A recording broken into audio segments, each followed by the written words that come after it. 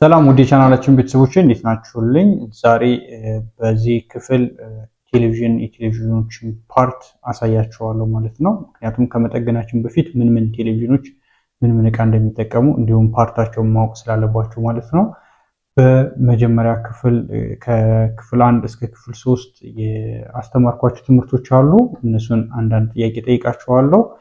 በቴሌቪዥን ለመፍታት የምንጠቀምበት ቱልስ ምን ይባላል? እሱን ኮሜንት ላይ ያሳውቁኝ። ዛሬ 43 ኢንች ቴሌቪዥን ይዤላችሁ መጥቻለሁ።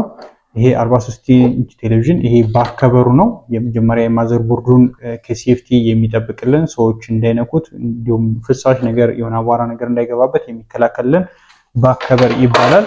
እዚህ ባክ ከቨሩ ውስጥ ምን አለ? ማዘር ቦርድ አለ፣ የተለያዩ የባክላይት ገመዶች አሉ፣ እንዲሁም ደግሞ የተለያዩ ሰርኪቶች አሉ ማለት ነው። እንዲሁም ደግሞ ኤሲ ቮልቴጅ የሚገባበት ምን አለን?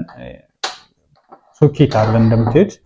ሁለተኛ ደግሞ እዚህ ላይ ሌፍት እና ራይት ስፒከሮች አሉ። ሌፍት እና ራይት ስፒከሮች አሉ። ይሄ እነዚህ ስፒከሮች ጠቀሜታቸው ምንድነው? ድምፅን ከማዘርቦርድ በመቀበል ለኛ እንዲሰማ ለተጠቃሚው እንዲሰማ የሚያደርጉ ናቸው። ሁለተኛ ደግሞ ላይት ኢንዲኬት አለች። እቺ ላይት ኢንዲኬት ቴሌቪዥኑ ላይት እንዲያሳይ ይሄ ሶኬት መሰካቱን ፓወር መኖሩን የሚታሳይልን ላይት ኢንዲኬተር ወይም ደግሞ ኤልኢዲ ላይት አለች እዚህ ላይ። እንዲሁም ደግሞ ቴሌቪዥኑን ድምፅ እንድንጨምር እንድንቀንስ የሚያደርገን ፓወር በተን እንዲሁም ደግሞ በተኖች አሉ እዚህ ላይ።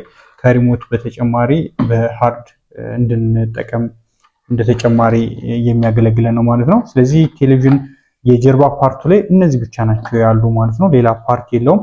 እንዲሁም ደግሞ አንዳንድ ቴሌቪዥኖች በሁለት የፓወር ሳፕላይ እንዲሁም የማዘርቦርድ አለ። እዚህ ላይ ግን ማዘርቦርዱና ፓወር ሳፕላዩን አንድ ላይ ስላመጡት በአንድ ላይ ነው ያሳየዋችሁ ማለት ነው።